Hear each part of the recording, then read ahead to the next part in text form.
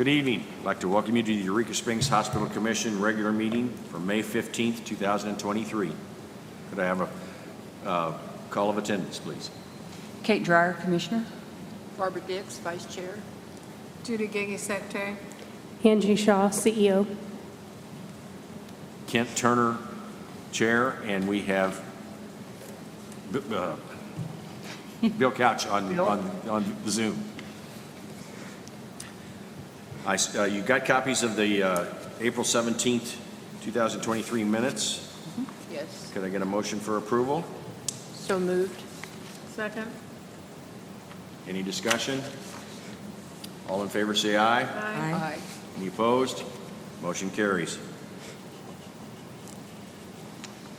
We also got the agenda for this meeting. Does anybody have any additions? I have one. We will be adding the routine approval of the January and March 2023 pre-board packets of the med staff minutes. So that will be being added in between 8 and 9.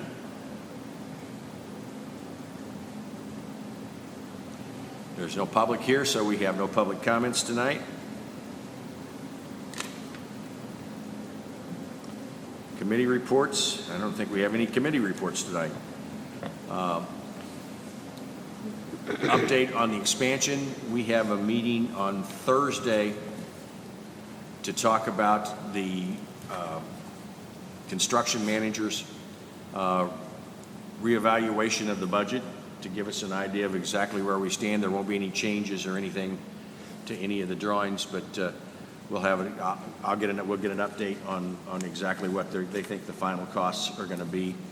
I've had some additional discussions with the governor's office as to costs. Those are pending at this point in time. Things in government move slow, so. Excuse me? Did you get an approval for the agenda and the quorum? I did get an approval. We changed the agenda. Right. Oh, We amended it, yes. we amended it. Could I have a motion to approve the amended agenda? I make a motion, we approve it. Second. All in favor, say aye. Aye. Any opposed? Agenda is carried. We have a quorum?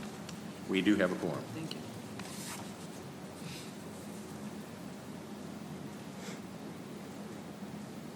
Any questions on the hospital update that anybody's come up with? We usually do a pretty good job of discussing those at our workshops, so. Okay, moving on. Angie, Ms. Shaw, you're up. Okay. No, CFO. CEO. Oh, CEO. Yes. You're right. I'm sorry. I did give out copies of my report. Just going to start at the top here. As I'm sure most of you have seen in the news, as of May 11th, the federal COVID-19 public health emergency has ended. We are still waiting for guidance on what that means for the hospital and our staff at this time. Once we have a clear understanding of what the state wants for us, I'll let everybody know, but we're just kind of out there waiting at this point. Clinical services, our new pharmacist, Anita, will be in Northwest Arkansas the end of May, and then in-house shortly after that, probably within the last week of May, first week of June. We also hired a new case manager that will also be starting, I believe, next week. And we have seen some turnover in nursing over the past 30 days, but then we've hired a few nurses, so we haven't seen a drop in staff. I wish I had some good news about our patient census, which it has slowly increased over the first couple weeks here of May. We're kind of holding steady with 5 to 6 patients in-house daily. Prior to that, and honestly the first 4 months of 2023 has been dismal, to say the least. We have not seen the admission rates like we would have normally seen, and they're just not keeping the patients as long as they usually do. They're sending them out, for different reasons. And I've done some research on this, and unfortunately, that is kind of what we're seeing at facilities across the nation, whether it's other critical access hospitals, whether it's larger facilities. In fact, every day I'm getting updates regarding facilities that are laying off their staff in large numbers. Some health systems have laid off by the thousands because of patient. They're just patient census and outpatient is just not going well. I don't know what the answer is to this. We are currently watching our expenses closely. You know, we are not doing any kind of layoffs or anything like that. We're just watching and making sure that we continue in the right direction. We are continually to look at hospitalist choices. Dr. House and the ER physicians are continually to share this duty, and it has been going well. The ER census dropped in April as well. We've seen 255 patients through the department, and May has started off slow compared to past years. It's still early in the month, and tourist season is really picking up, so we may see an increase in numbers there. The ER director is scheduled to complete trauma training in the next months. This is for our trauma grant, and they will reimburse us for the training through that grant, which is $40,000 annually. The auditors with Forvis were in-house gathering their documentation for the past 2 weeks, documentation over years 2021 and 2022. We will receive our audit report once they complete their review. At this time, I do not have an ETA on that completion date. They did let Cynthia know Friday that they'll probably come back for at least one more day in-house. I'm not sure when that will be. We had a conversation earlier today that we are going to start implementing financial meetings separate from our directors' meetings starting this week. And we figured this would be a good way to help transition virtual CFO to in-house CFO over the next couple of months and keep us all on the same page. Last week, we did receive a grant in a little over $40,000 from the Arkansas Hospital Association. This was leftover funding for COVID supplies. So that was a nice surprise. We've had several celebrations at the hospital over the past several weeks. Last week was Hospital Week. It was held all last week and was really enjoyed by staff. Big thank you out to Samantha, our marketer, and Joy, our ER director, who spent time setting this up for staff and ensuring everyone had a good week. It was also Nurses Week last week, so we were able to celebrate them as well during Hospital Week. And then on top of that, 2 weeks ago was Lab Week. And so the lab staff was treated daily by their director and was also celebrated by the hospital for being a member of our team. Samantha did send out her marketing report, but just a couple of quick things. On the 21st of April, we had our local Earth Day celebration at the Community Center with over 200 local students and community members that come in and enjoyed the activities. One thing I found, it was May 5th, I actually got to go to the elementary school and speak about hospital careers to the elementary students, K through 4th grade. And one thing that I found very interesting is when these students came in all the way from kindergarten, actually the kindergartners, first and second graders were the best at this. They remembered everything regarding a stroke and cited it to me when we were talking to them. So this is making a difference. People are learning from these activities and trainings that we're doing in the community. I was very proud of the students for remembering, and then of the staff, because they did make a difference in educating them. We did just hand out the 2023 Eureka Springs Hospital Scholarship to high school senior Jaden Thompson. That was on Friday during their scholarship ceremony. She's a wonderful student with a healthcare set mind, and she's going to go far. I just know it. And just a couple other things. Of course, we did our annual corporate sponsorship of the Holiday Island Rotary Club, as well as the Fire Department Auxiliaries Annual Golf Tournament. That'll be coming up this summer. I think that's about all I have. Any questions for Angie? You know, you talked about the census, but the ER seems to be at 255. I think we did 700 something in the first quarter, so we're still on track to, Yeah, we're still maintaining about the same. We're- And it will go up in the summer, so. It did. It's just, I know April is usually kind of that pivotal moment for us, so we were about 50 patients short compared to April last year. So that was just a little bit of a shocker to Maybe me, people are but being extra careful. they're being good, not seeking ER care, but, and I think it will. As we get closer into summer, we'll see our numbers. You know, you never want anyone to get sick or ill, but we're here for them when they I'm do. trying to be careful so I don't have to come. Aren't you? Be careful so you don't have to go to ER. That's right.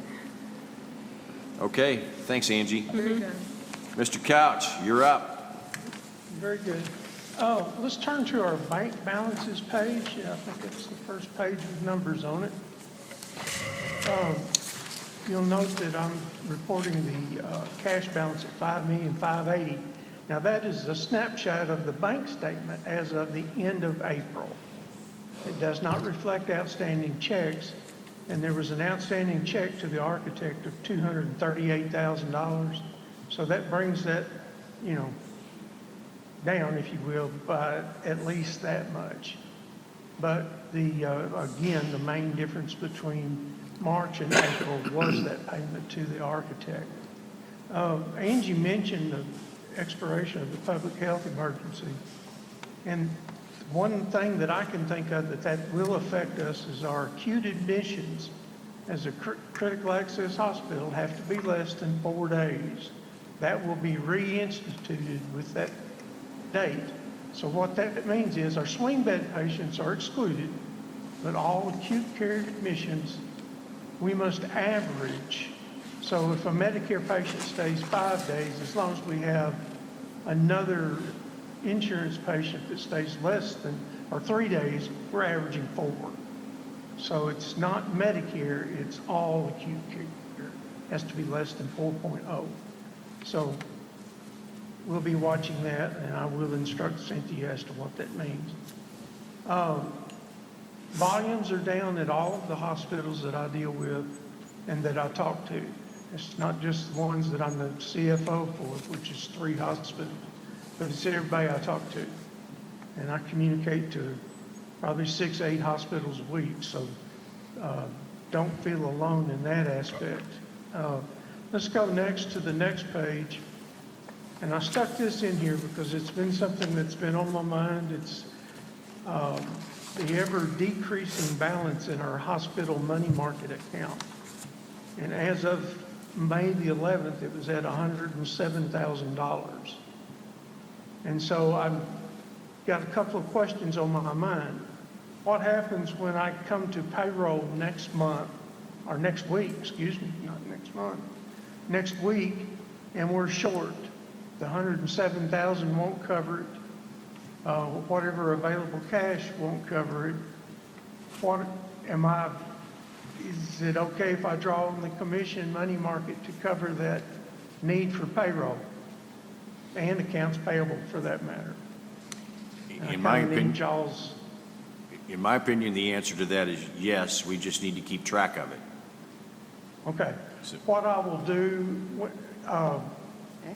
I'll send an email to notify y'all. I know I have Barbara and Kent's email addresses. Also, obviously, Angie and Cynthia. And so we'll get that out, and then y'all can communicate that. So we'll keep an eye on that. Let me make sure. I assume that that's okay with the rest of the commission. You have to. I mean, that's, to No me, that's question not about it. No. that's not an option, so, okay? Okay. All right. The The only thing I can think of that might be a positive that we're not addressing, the fact that our volumes are down so much, Medicare and Medicaid more than likely owe us money. And what I will do is at the end of June, after we've closed out, I'll prepare a 6-month interim cost report. Typically, Novitas comes looking for an interim rate review. They've already done one. They will want to do a second one, and we'll send them that interim cost report information and get our rates adjusted accordingly. So that should help some. I'm not going to make a prediction as to how much. I have not a clue, because with our outpatient volumes remaining fairly consistent, it's the inpatient side that fell off, and so that's the plan going forward. Looking at our revenue page on the next page, for the month, I'm showing $1,264,000. That is down 8.8% from the last month, but it's 22% higher than last year, the same month last year. I did some math here a little while ago, and through the first 4 months of this year compared to last year, we're $537,000 higher than last year. That's 12.1%. So we are showing an increase in activity, but unfortunately, it's all on the outpatient side. Looking at our income statement, we are pretty consistent with our net patient revenue after bad debt. That's about a third of the way down the page. In the first column, you'll see $488,000. That's 39% of our gross revenue. And you move across the page, you'll see $1,931,000. That's our net after bad debt expense, contractual adjustments. It too is 39%. So we're very consistent in that application. We come down to the next line, looking over there at the year to date, $2,437,000. That's average net revenue of $609,000. And then when we move down to total operating expenses, $2,925,000, almost $26,000, $2,926,000. That's $731,000 average per month. I did an EBITDA calculation for the month. It's a negative $182,000. Year to date, $459,000, which works out roughly to $115,000 per month average. So not, and again, that goes back to some of the volumes on the inpatient side, certainly. And when you start talking about collecting outpatient charges, revenues, the percentage of payment to total charge goes down. Medicare's only paying us, what, Angie, 40% or so, something like that? Yeah, I So, was thinking and it was close to that's 50. That's a cost, yeah, 50 maybe. I apologize, I pulled my, well, anyway, it's a long story. Anyway, I have more internet.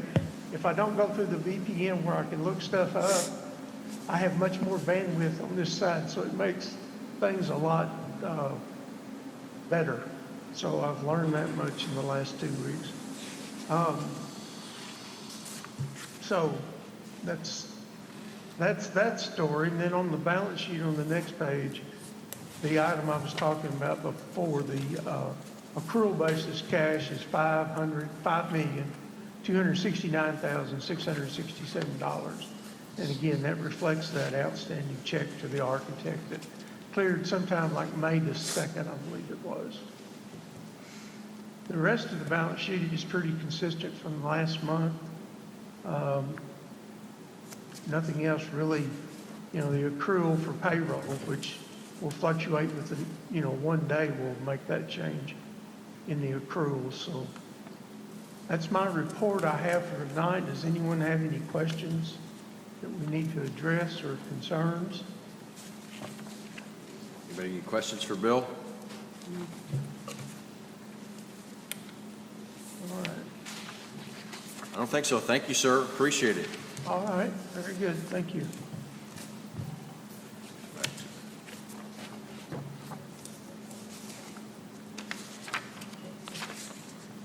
Okay, as we added to the agenda at the beginning, we need to approve the January and March pre-board packets of the med staff minutes.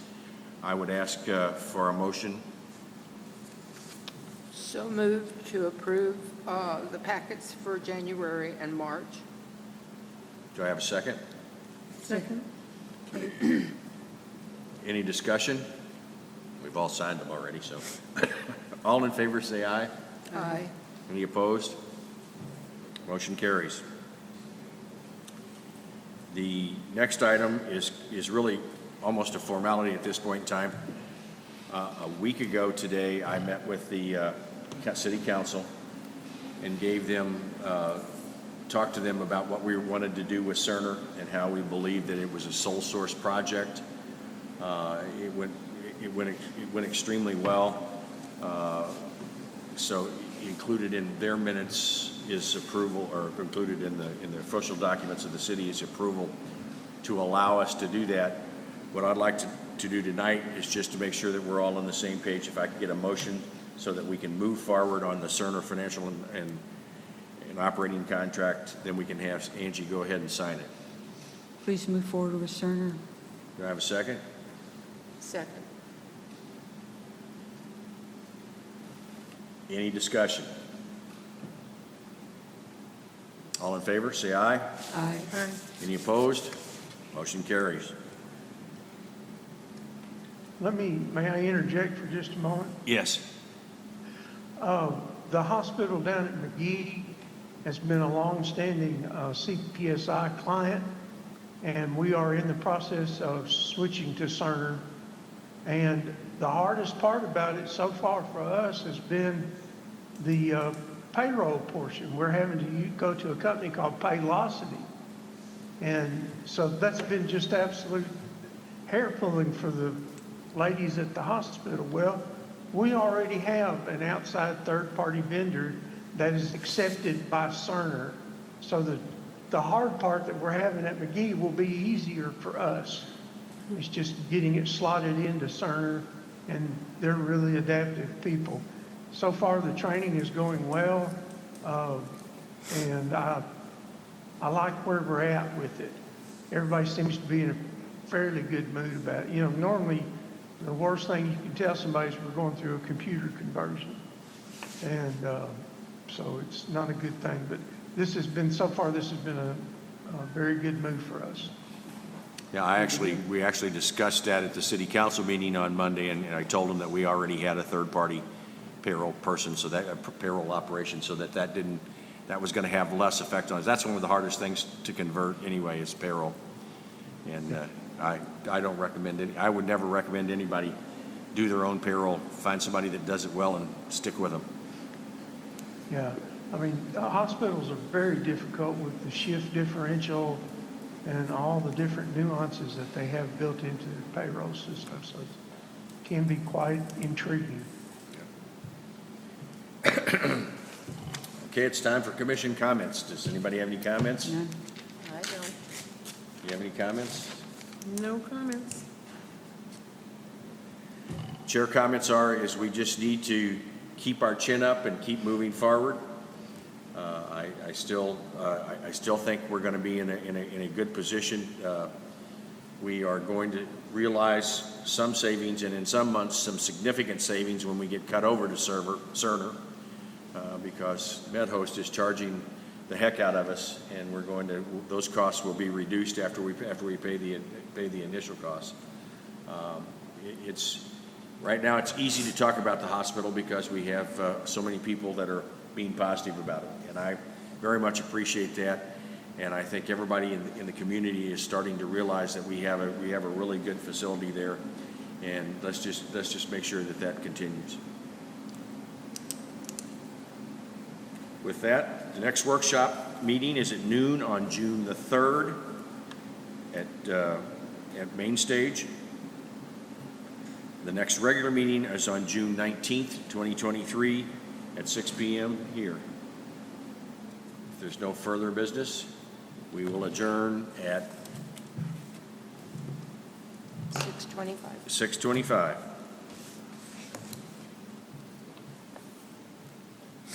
Thank y'all. Thanks, Bill.